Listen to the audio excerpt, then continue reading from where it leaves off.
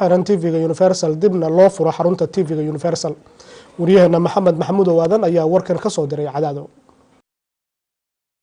ciidamada nabad sugidda Soomaaliya ay xabsiga dhigeen agaasimaha TV-ga Universal Bariga Afrika Cabdullaahi Xirsi Kulmiye iyo wariye Cawil Daahir Salaad ayaa wax laga xumaado waxa ku tilmaamay wariyaasha ka howlgala magaalada Cadaado. qaar ka mid ah wariyaashan ayaa sheegay in lagu degdegay xariga loo geystay mas'uuliyiinta ka tirsan TV-ga Universal waxayna ugu baaqeen dawladda Soomaaliya in xorriyadooda loo soo celsho Cabdullaahi Xirsi Kulmiye iyo wariye Cawil Daahir Salaad isla markaana la fasaxo xarunta TV-ga Universal oo ku leeyahay magaalada Muqdisho halkaas oo albaabada iskugu dhufteen ciidamada nabad sugidda.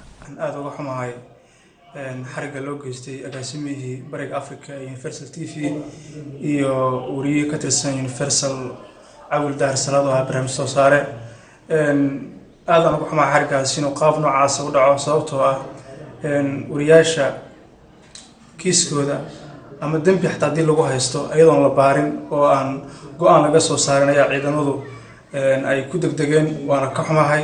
baan ugu xunnahay in la xiro xaruntii TV-ga uu ku lahaa magaalada Muqdisho Universal aad baan ugu xunnahay.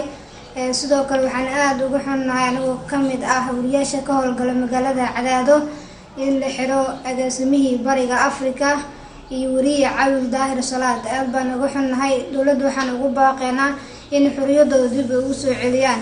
wariyuhu waa iftiimiyaha bulshada ma ahan wariyaha hadduu ka shaqeynayo horumarka dhaliilaha dawladdan haddii la soo bandhigo ma ahan in xabsi loogu bedelo. aad baanu cambaareynayna hadaynu nahay wariyaasha ka howlgala magaalada Cadaado xarigaas ee loo geystay mas'uuliyiinta ka tirsan TV-ga Universal ee ah TV-yada ku hadla afka Soomaaliga Cawil Daahir Salaad iyo agaasimihii Bariga iyo Bartamaha Afrika ee TV-gaasi runtii waxa hadle ma ahan wariyaasha waa mas'uuliyiin ka tirsan dawladda Soomaaliya marka ma ahan in lagu xadgudbo wariyaasha waa in hadii wax la xiro mas'uuliyiinta ka tirsan dawladda iyagu afkooda ku hadlay. aad iyo aad ayaynu uga xunnahay in agaasimihii guud ee Bariga Afrika ee TV-ga Universal iyo wariye ka tirsanba TV-ga la xiro sidaas oo kalena xaruntii TV-ga ee Muqdisho albaabada la iskugu laabo.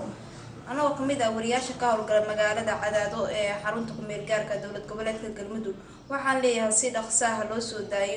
Maxamed Maxamuud